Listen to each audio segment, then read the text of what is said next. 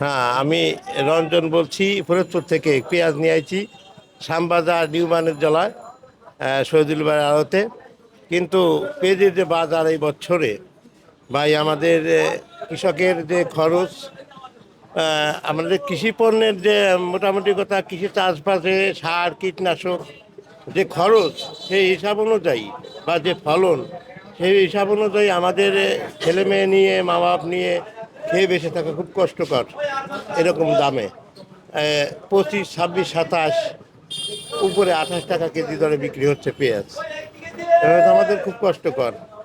তাই আমি সরকারের প্রতি সদাই দৃষ্টি করছি, যদি আমাদের কৃষকের দিকে একটুখানি তাকান দেখেন তাহলে বাংলাদেশের কৃষক একটু স্বচ্ছন্দে থাকতে পারে।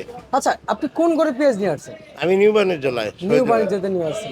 টাকা কি ঠিকঠাক মতো পাওয়া যায় এই ঘরে? না, এই ঘর ভালো, ঘর ভালো, ঘরের আপনার যে মহাজন উনি খুব ভালো, ওনার কোনো ত্রুটি নাই। আচ্ছা আচ্ছা, মানে মহাজন ভালো। হ্যাঁ, মহাজন ভালো। মহাজন কি উনি উনি উনি এই শহীদুল ভাই, এই শহীদুল ভাই। এই শহীদুল ভাই মহাজন না? হ্যাঁ আচ্ছা আচ্ছা, কি কি টাকা পয়সা কি ঠিক মতো দেওয়া হ্যাঁ হয়? হ্যাঁ, ঠিক মতো দেয়। নিউ বাণিজ্যতে কোনো টাকা আটকে? না না না, একেবারে নগদ আপনার বিক্রি করার শেষে উনি বাকি রাখলেও আমাদের বাকি কোনো গৃহস্থের বাকি রাখে না। রাখে না? না, আচ্ছা, তার মানে নগদ নগদ টাকা পাওয়া যাচ্ছে। নগদ।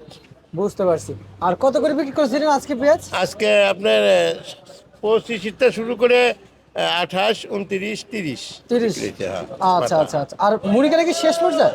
মুড়ি কাটা নাই বললেই চলে, সামান্য কিছু মুড়ি কাটা আইছিল, ওইটা মনে হয় 16 টাকা কেজি দরে বিক্রি হয়েছে। কৃষক কি এবার কি দাম কি আর পাবেন আশায় আছে কৃষক?